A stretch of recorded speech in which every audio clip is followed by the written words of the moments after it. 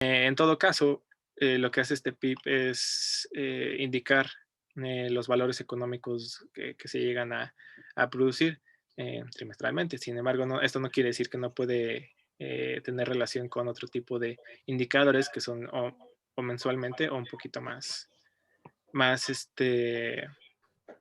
recurrentes. Por ejemplo, en el consumo privado se utilizan otro tipo de indicadores como de confianza al consumidor, menudeo de establecimientos, inversión, indicadores de ocupación de empleo. En la privada es la inversión fija bruta, los indicadores de empresas constructoras. En el gasto público simplemente es la estadística de finanzas públicas. Y en cuanto a los sectores, que es primario, terciario y secundario, es la información del sector alimentario, encuestas de opinión, o sea, utiliza otro tipo de indicadores más allá de lo que llega a ser este tipo de marco analítico para tener una noción más exacta de lo que llegan a ser otro tipo de sectores. Entonces, bueno, otra cosa que se llega a identificar es la evolución de este indicador. Es un poquito más lo que se explicó anteriormente en cuanto a la historia. La medición de producción de un país y comportamiento es un sistema de cuentas nacionales propuesto por Simon Kuznets en la década de los 30. La primera presentación fue, creo que justamente a Estados Unidos en 1947 con datos de 1929 al 46.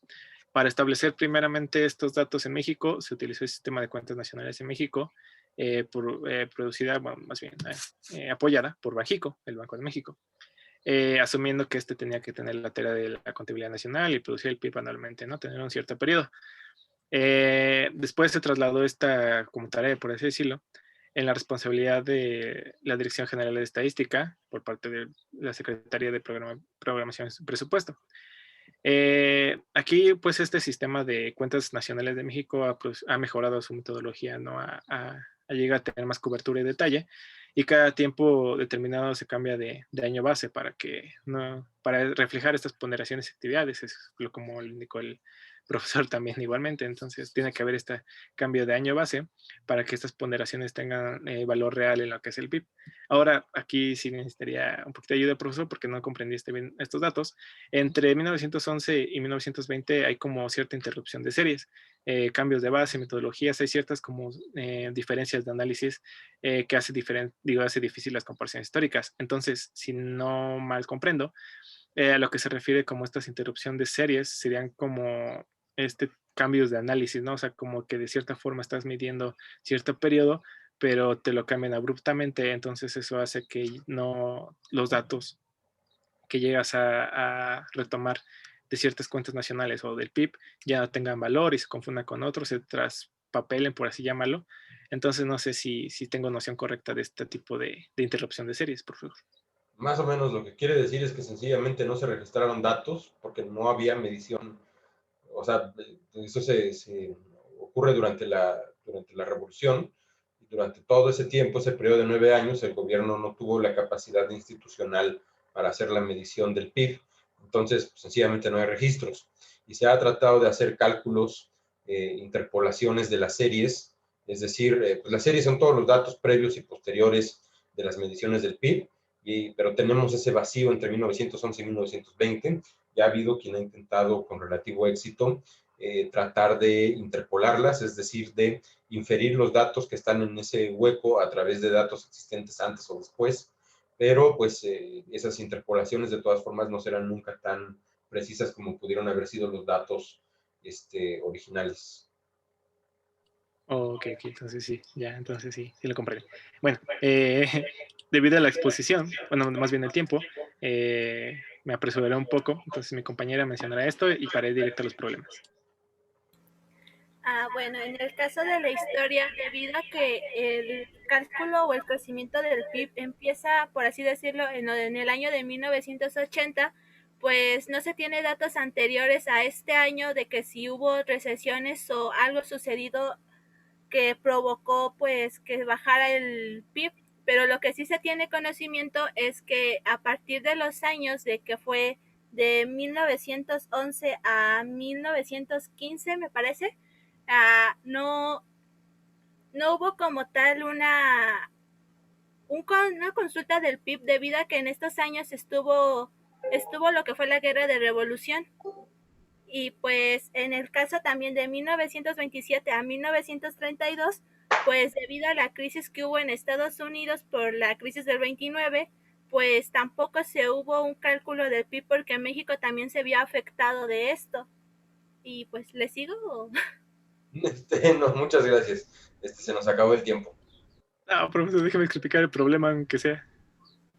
Bueno, a ver, explícalo. Bueno, Pues muy breve. así rápido. Es que se pasó muy rápido el tiempo. Bueno, en cierta instancia, más bien en primera instancia, lo que se tiene es que el PIB anual es la suma de 4 PIB trimestrales, es decir, 4 por 12, 4 por 3, perdón, es igual a 12. Entonces, el valor de cada PIB se multiplica por 4, pero debido a que esta también es justamente lo mismo, estos 4 trimestres, se debe dividir esta suma entre 4. Entonces, el PIB anual, perdón, el PIB anual será igual a los 4 PIB trimestrales. Entonces, para tener un ejemplo más claro, lo que se hace, por ejemplo, es de que los dos trimestres del 2010 fueron de una tasa de 4.29 y 7.55. Entonces, se utiliza como un promedio de esta mitad del año, es decir, 5.92. Ahora, el gobierno manifestó que hay cierta tasa de crecimiento de 4.5. Entonces, tenemos los dos datos, que es el promedio de los dos trimestres y lo que se espera de este año por parte del gobierno. Entonces, para sacar este valor, que dirán, así como yo, de dónde salió este valor, es, bueno, según mi método, es despejar. Entonces, o más sencillo, este 4.5, multiplícalo por 2 y resten este 5.92, porque si resulta despeje y sale en este 3.8. Entonces es así que se calcula como la otra incógnita en cuanto para sacar el promedio de este tipo de aspectos. Y es lo mismo para este tipo de otras tasas. Por ejemplo, una tasa de crecimiento de 3.5 es justamente despejarla para que salga 1.08. En una tasa máxima se despeja y sale 4.68. Ahora bien, aquí es donde surge el problema real. Aquí en este tipo de fila, perdón, se les dan los datos que supuestamente, más bien, los datos generales de este primer trimestre. Lo que puede hacerse también es que debido a que son trimestres, se puede separar, bueno, conjuntar más bien, este tipo de trimestres en 2 semestres, es decir, el primer semestre y el segundo semestre. El PIB original que se espera por parte del gobierno, más bien que se da en los datos generales del INEGI, es de 8.556. Esto debido a una tasa de crecimiento anual, que es la que sacamos anteriormente. Entonces, lo que hace es que otro dato que se tiene ajustado es 8.679.8. Es decir, que tiene un crecimiento del 2.17 con respecto al anterior semestre, bueno, el año pasado, pues. Y este factor de diferencia entre el PIB original y el PIB ajustado, es decir, cierta forma la diferencia entre este tipo de ajustes entre el original y el PIB ajustado. Y se hace lo mismo con otro tipo de problemas. Estos son los valores que sacamos anteriormente con las tasas pesimistas, la tasa del gobierno, la tasa máxima que se espera.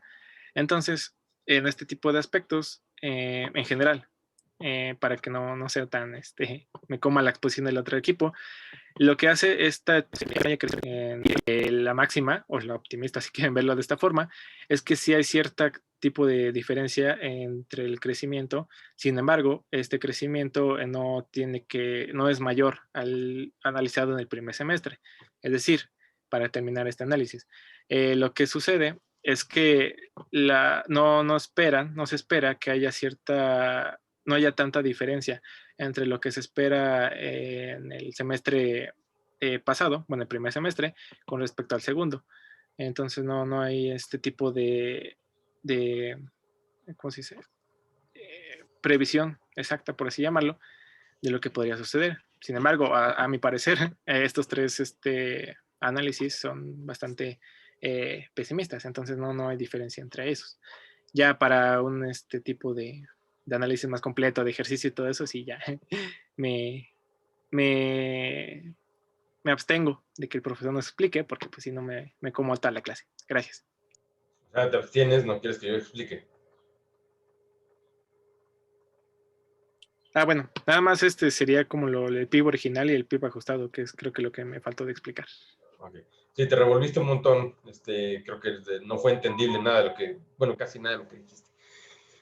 Pero bueno, agradezco la intención de haber presentado el ejercicio. En primera instancia, pues la forma en la que desarrollaste el ejercicio es analíticamente incorrecta porque las tasas de crecimiento no nos permiten darnos datos relevantes acerca del nivel del PIB. Más bien lo que había que hacer ahí era calcular la tasa del PIB anual conforme a las mediciones de niveles de cada uno de los trimestres, y ya después dividirlas entre 4. Pero bueno, sí ahí hubo como una confusión entre el uso de las tasas y el uso de los niveles. Y las tasas más bien se pueden recalcular una vez que se tengan que se tenga el nivel anual y se puede hacer una comparación ponderada, pero pues sigue siendo como muy ocioso. Más bien yo creo que lo que quiso hacer HIT y lo que quisiste recuperar fue más bien el ejercicio de, a través del cálculo de las tasas de crecimiento, pero no del cálculo del PIB, de los niveles del PIB, tratar de hacer un análisis respecto a cuál era el comportamiento probable en cada uno de esos trimestres. Entonces, por ahí el ejercicio había estado bien explicado, pero cuando nosotros queremos tomar el valor anual del PIB, lo que hacemos para calcularlo es utilizar los valores en niveles de cada uno de los trimestres, que es lo que aparecería en las columnas de PIB original o PIB ajustado. Supongo que PIB ajustado es ya PIB deflactado. Sumar los 4 y luego dividir la suma entre 4 para obtener el nivel anual, que es fundamentalmente un promedio de los 4 trimestres. Pero bueno, más bien por ahí va. Hago otras dos apuntes acerca de esta exposición. La primera es que el PIB sí es una variable fundamental y muy relevante para medir el comportamiento de la economía. La situación aquí es que hubo una confusión, que más bien es un error de interpretación respecto a la vigencia del indicador. Y esto se resuelve de la siguiente manera. El PIB formalmente es calculado cada 4 años, a pesar de que nosotros tengamos valores para cada año. Lo que ocurre es que el valor más certero y más definitivo del PIB sale de los censos económicos, que es el instrumento primario para obtener esta cuenta. Y ese censo pues, se realiza cada 5 años. Del valor del censo se obtiene entonces un valor del PIB que también corresponde a los años 8 y 3. Pues el último valor del PIB calculado mediante censo fue en 2018, publicado en 2019, por supuesto, y los otros 4 años se van calculando a través de un ajuste matemático y estadístico en el cual intervienen datos de encuestas y se calcula también el indicador global de la actividad económica para obtener un aproximado del valor del PIB mensualmente. La situación es esta. A través de las encuestas que se realizan, me parece trimestralmente, se utiliza un instrumento de ponderación basado en econometría, que la econometría es una técnica avanzada de análisis estadístico que permite inferir valores de una variable hacia el futuro con respecto a información pasada. Entonces, se mete todos estos datos a la licuadora y ya se obtiene un valor representativo del PIB para determinado trimestre, que es el que nosotros tomamos como valor de referencia y por lo tanto es el nivel que se publica. Y el método está diseñado de tal forma que esta inferencia que se hace del valor del PIB a nivel trimestral sea lo más precisa posible y casi con tanta precisión que si nosotros hiciéramos el censo trimestralmente obtendríamos un valor prácticamente igual. Entonces no es que se deje al azar, que se haga con poco cuidado este análisis. Sencillamente, pues se utilizan otras herramientas que permiten inferir el dato y por lo tanto no es necesario estar haciendo censos cada trimestre. La cuestión es que pues el censo se sigue tomando como valor de referencia, pues justamente para tener mayor insumo estadístico y para tener mayor nivel de precisión. El indicador global de actividad económica es un número índice, lo que quiere decir que no es el dato del PIB en miles de millones de pesos, sino más bien es un número que indica una variación determinada del PIB con respecto a su valor en el mismo mes, pero del año anterior, o incluso también del mes anterior. Entonces, este cálculo lo que nos permite es tener un referente de cuánto está creciendo la economía de un mes a otro, pero no es lo suficientemente preciso como para decirnos cuál es el nivel exacto del Producto Interno Bruto en determinado mes. Donde sí que se puede obtener un aproximado muy certero y muy preciso, pues es en el cálculo trimestral. Pero bueno, el Producto Interno Bruto es entonces una medida de todos los valores que se producen dentro de la economía. Es diferente del Producto Nacional Bruto, porque el Producto Nacional Bruto es igual al PIB más todos los ingresos que generan los residentes mexicanos en el extranjero, menos todo el valor que generan los residentes extranjeros en México. Es decir, es igual a lo que se produce en México, más lo que los mexicanos están produciendo en otros países y que regresa a nuestro país. Estamos hablando ya de otro concepto diferente, que es flujo de capitales. Y bueno, ¿quién lo publica? El INEGI, y lo publica con una periodicidad trimestral, con la salvedad de que el indicador global de actividad económica, que es este número índice que nos permite rastrear cuánto crece la economía mensualmente, se publica pues mensualmente. Bueno, vamos a dar paso a que el equipo se exponga su parte.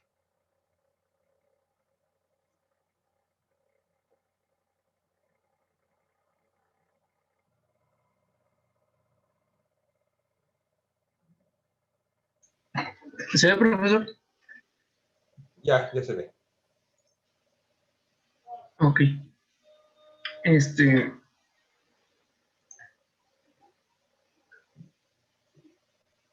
Vale. Nosotros vamos a exponer el mercado laboral del mismo libro que pusieron los compañeros pasados. Bueno, antes de abordar bien lo del mercado laboral, es importante apuntar que son necesarios indicadores para dar a entender cómo está la economía de un país.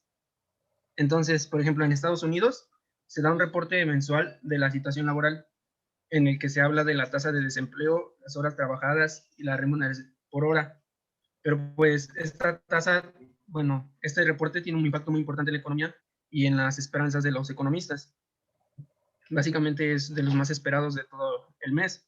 En cambio, en México tenemos nuestro propio indicador de empleo y desempleo, que se da más o menos cada 22 o 23 días, pero pues tiene varias desventajas. Por ejemplo, sale 3 semanas tarde de Estados Unidos, y bueno, sabemos que es nuestro principal socio comercial, ¿no? Entonces, lo ideal sería que estuvieran sincronizadas. Y también este indicador podría decirse que es muy pobre, debido a que necesita de otros para complementarse. Entonces, debido a todos estos problemas, es un indicador que no tiene impacto como el de Estados Unidos. Es un indicador que no se le toma mucho en cuenta. Y eso también tiene que ver porque son poco confiables. Bueno, es poco confiable en el aspecto de que pareciera que el gobierno lo manipula. Y esto se dice porque usualmente es una tasa muy baja, la de desempleo. Cosa que pues uno cuando va a las calles, cuando convive, cuando pues básicamente vive, se da cuenta de que no es así, de que el empleo es más alto, ¿no? El desempleo es alto. Entonces, por eso también parece que está manipulado. Bueno, pero hay muchas cosas que también deben de decirse. Por ejemplo, que la tasa de desempleo no dice mucho de la riqueza de un país, no habla mucho del bienestar. Es más bien, se refiere a una situación, a un comportamiento, y pues es un indicador de desequilibrio laboral, más que de otra cosa. Entonces, bueno, ahora sí vamos con los antecedentes. En 1972 existía lo que era la encuesta nacional en hogares, que en parte medía el desempleo, pero también complementaba un perfil sociodemográfico de los hogares. Por lo tanto, podría decirse que no era lo más eficiente. Luego, para 1973 y duró hasta 1974, se separó en una encuesta continua de mano de obra. Ya esta, obviamente, ya estaba enfocada a eso, pero pues sabíamos que no era, bueno, no era lo más eficiente, siempre ha habido ese problema de eficiencia en este tipo de cosas, y para 1974 se creó la encuesta continua sobre ocupación. Esta tendría un carácter trimestral y ya cambiarían un poco los criterios con los que se evaluarían las cosas. Y esta encuesta duró 10 años, hasta el 84, hasta que cambió a la Encuesta Nacional de Empleo Urbano. Esta es de las más destacables, porque podría decirse que hoy en día sigue teniendo vigencia. Se mantuvo desde 1984 hasta 2004. Tuvo varios rediseños a través del tiempo, debido a que duró 20 años. Tuvo rediseños en 1985, en el 87, en el 89, en el 99. Al principio incluso empezó nada más en 3 ciudades, porque bueno, como es urbano, tiene que ser en ciudades, ¿no? Al final llegó a ocupar hasta 48 en el 2003. Ya después se redujo a 32 solamente. Esta era una encuesta mensual más afinada que las demás y tenían temas de interés mucho más importantes para el mercado del trabajo. Y bueno, ya en el 2005 se instaló lo que hoy en día es la Encuesta Nacional de Ocupación y Empleo, que básicamente incorpora algunas de las sugerencias que hizo la Organización de la Cooperación del Desarrollo Económico. El único detalle es que es trimestral, entonces también hubo como un retroceso ahí. Pero bueno, de todas estas encuestas que ha habido a través del tiempo, se puede encontrar que no hay mucho para medir, porque hasta 1973 no se hacía solo se hacía de forma anual, y solo se empezó a hacer de forma mensual hasta 1987. Entonces podríamos decir que la historia del desempleo en México no está muy bien documentada. Y bueno, también para poder hablar del desempleo hay que ver cómo lo manejan.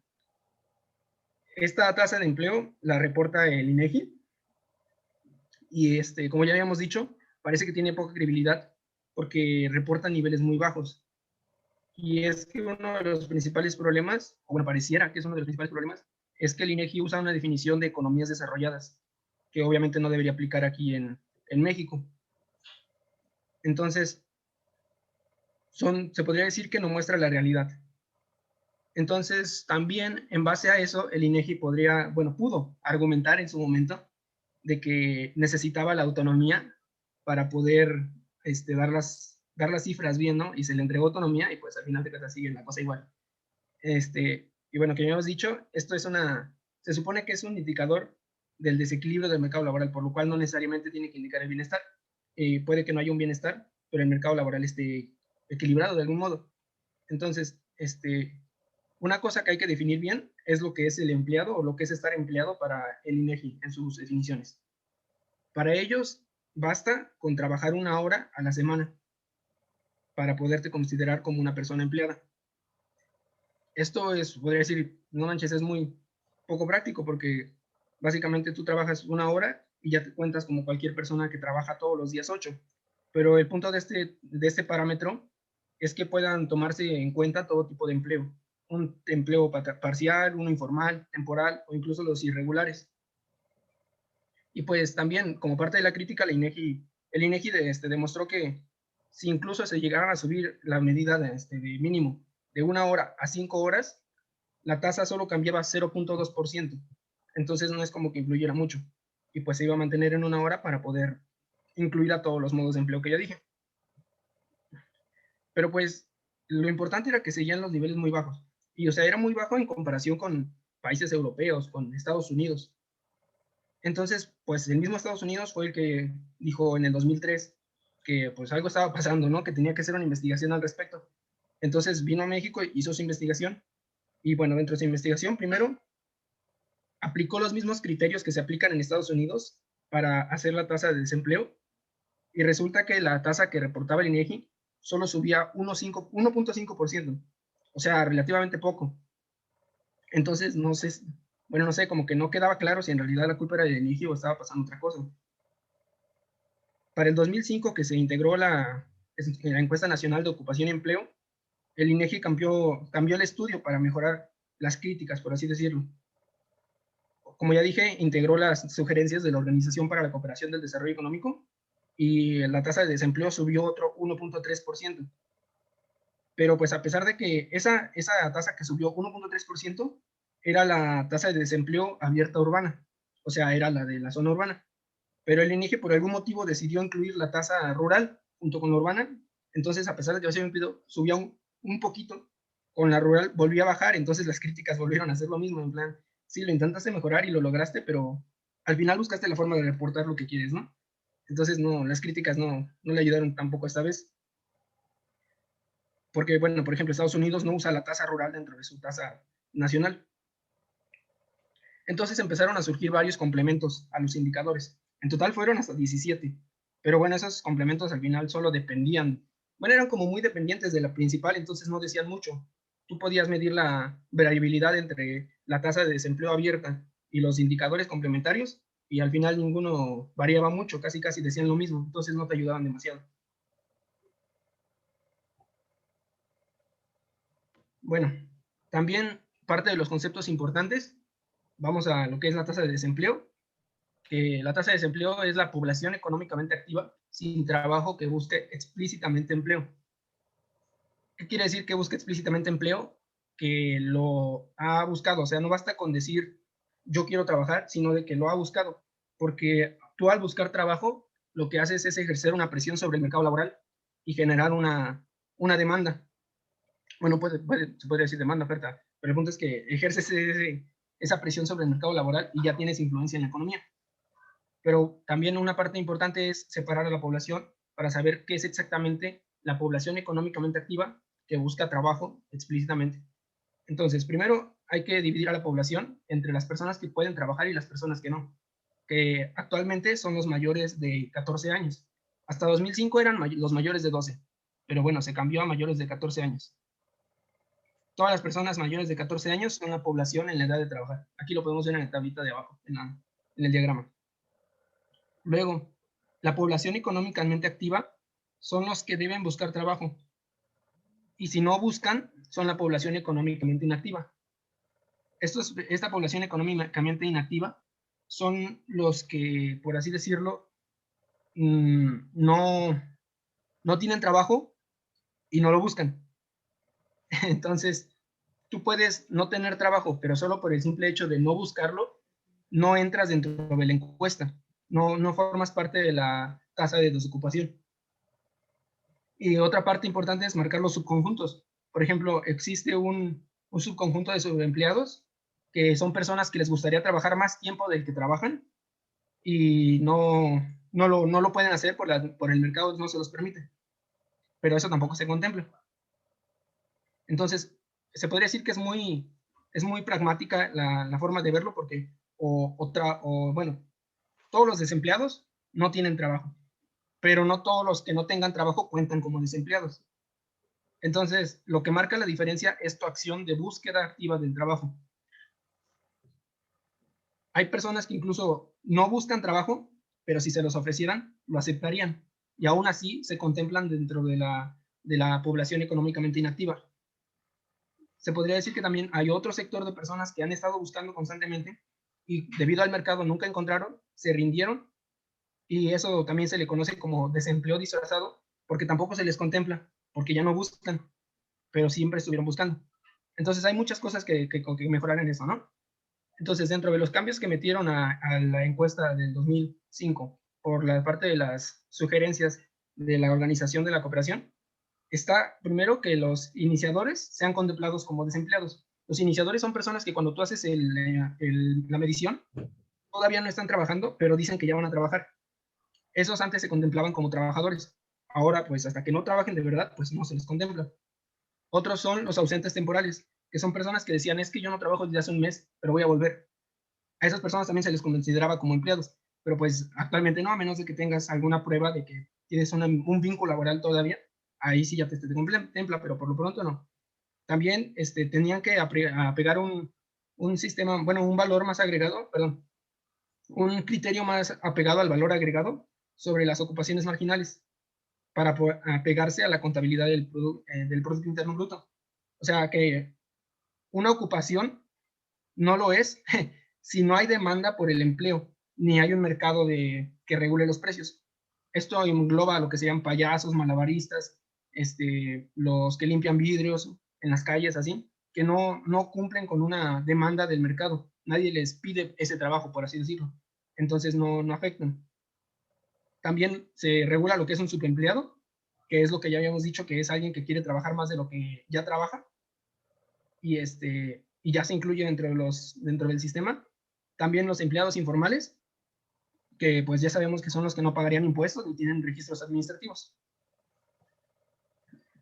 Bueno, ahora analizando la estructura del mercado laboral mexicano, rápidamente, para no dejarle poco tiempo a mi compañera, básicamente es curioso cómo en México por algún motivo pasa al revés que en Estados Unidos. En Estados Unidos, si tú tienes más estudios, quiere decir que lo más probable es que tengas más trabajo, o sea, la tasa de desempleo se reduce conforme más estudios tienes. En México es curioso que conforme más estudios tengas, la tasa de desempleo es más grande, pero bueno, esto no quiere decir que los que estudiamos no tenemos trabajo, sino de que cuando tú tienes poco empleo, como los de primaria incompleta, aceptarías cualquier tipo de trabajo para tener trabajo.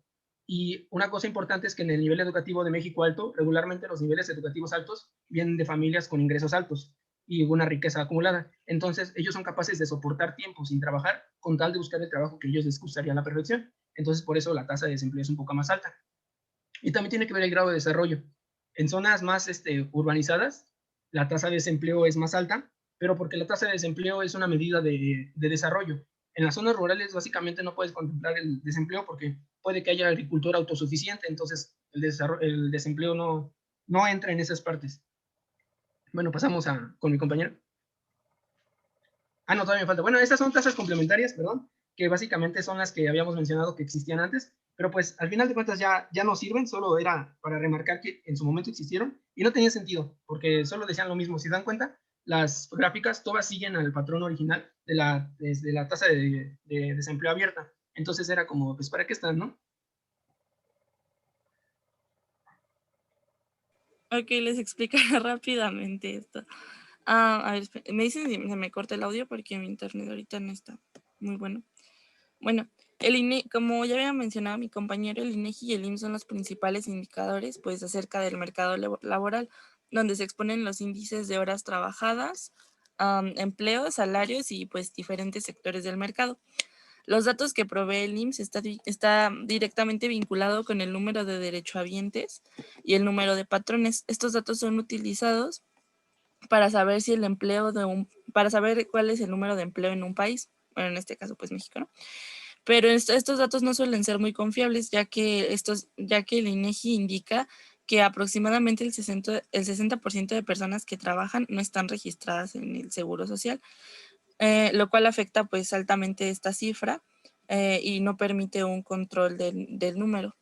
Tampoco el IMSS controla el número de defunciones no registradas. La única ventaja que tenía el IMSS era que sus cifras eran publicadas cada 15 días, pero esto cambió en los últimos años, ya que se publica cada mes con 4 días de retraso después del primer fin de mes. El problema principal con los registros del IMSS es que hay muchas actividades económicas no registradas. Un ejemplo de esto es que en el segundo trimestre de la ENOE se estimó que había 44 millones de personas empleadas en el país y el IMSS reporta que solo hay 14.4 millones en el registro del mismo periodo, por lo que existiría un 30.2 millones de personas que no estarían cubiertas por el IMSS. ¿Podrías pasar a la siguiente? Ok. Aquí, en diciembre del 2003 se dio de baja más de 640,000 trabajadores registrados como temporales y se da de alta más de 336,000 empleados permanentes. Esto se debe a que se da la baja de trabajadores de 640,000 están registrados temporalmente y la alta de empleados permanentes, como podemos ver en la gráfica que está ahí. La escala de trabajadores permanentes tiene mucha más variación, ya que los cambios pueden, ay no, espera, ya que los cambios de los que son permanentes y temporales se debe a las variaciones en el mercado laboral, por lo que resulta mucho más conveniente pues contratar a personas que solo estén contratadas de una forma temporal. Luego en el otro, como mencioné, en el IMSS no se contemplan diversos factores como el desempleo, y un ejemplo de esto es la siguiente tabla, donde se compara el sector de construcción, de comercio, y diversos factores donde las diferencias son muy grandes. Esto se debe ¿podrías pasar a la otra, por favor? Aquí está. O sea, ahí están ahí se compara el sector de construcción, de comercio y así. Como podemos ver, la azul es la del IMSS y la roja es la del INEGI. Podemos ver que la diferencia es muy grande, porque como ya había comentado, el IMSS no contempla muchos factores, ya que solo contempla el sector formal con prestaciones, mientras que el INEGI incluye el sector formal sin prestaciones y el sector informal. Y como podemos ver en las cifras del IMSS, hay un mayor crecimiento de empleo que el que refleja el INEGI. ¿Podrás pasar a la siguiente? Bueno, vamos a hablar un poco de la historia. El principal problema con las cifras de desempleo es la discontinuidad de múltiples cambios en la cobertura. Detrás de esta varianza elevada es que, el tamaño de la muestra de mexicana fue mucho más elevada. Luego, en la no es precisos, ya que el porcentaje de error cuando se hace una evaluación al trimestre es del 3%, a diferencia de cuando se hacen mensuales, que es del 6%. Y en la tabla donde se presenta el TDA de la Urba de México, donde hay una relación inversa entre la tasa de desempleo y el comportamiento de la economía. Bueno, aquí los dos periodos más altos, no, espera, todavía hay. Los dos periodos más altos de desempleo tiene que ver con las dos recesiones de 1995 y del 2008 al 2009. El punto más bajo está en el 2000, donde se da el término de 5 años de crecimiento, donde estaba relativamente elevado. Bueno, ya puedes pasar a la siguiente si quieres para que... Bueno. Vayan concluyendo porque ya se acabó su tiempo de exposición y el tiempo de la clase. ¿Mande? Que vayan concluyendo porque ya se acabó su tiempo de exposición y el tiempo de la clase. Ok. Bueno, solo les explico rápido. El indicador, la relación con los demás indicadores. El TDA Urba es un indicador coincidente, por lo que su comportamiento tiene una elevada correlación con el ciclo económico. Un indicador coincidente es un índice que incluye series económicas con información sobre mercado, bienes y servicios sobre el mercado laboral, usando una cantidad asegurada de permanentes y de la tasa de ocupación y desocupación parcial.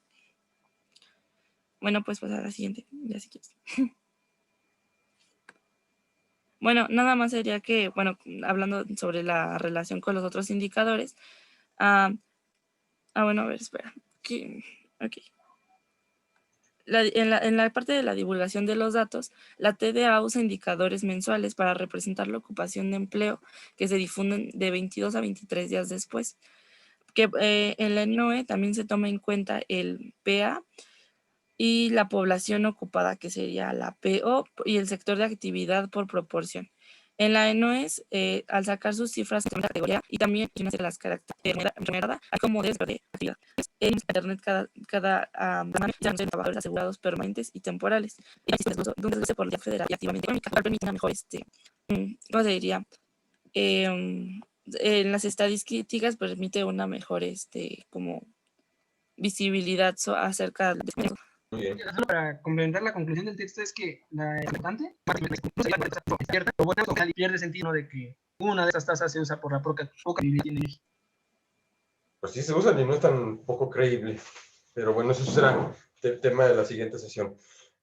Paulina, te encargo en formato conferencia. Y si no me es posible darle en formato conferencia, entonces será en formato de video.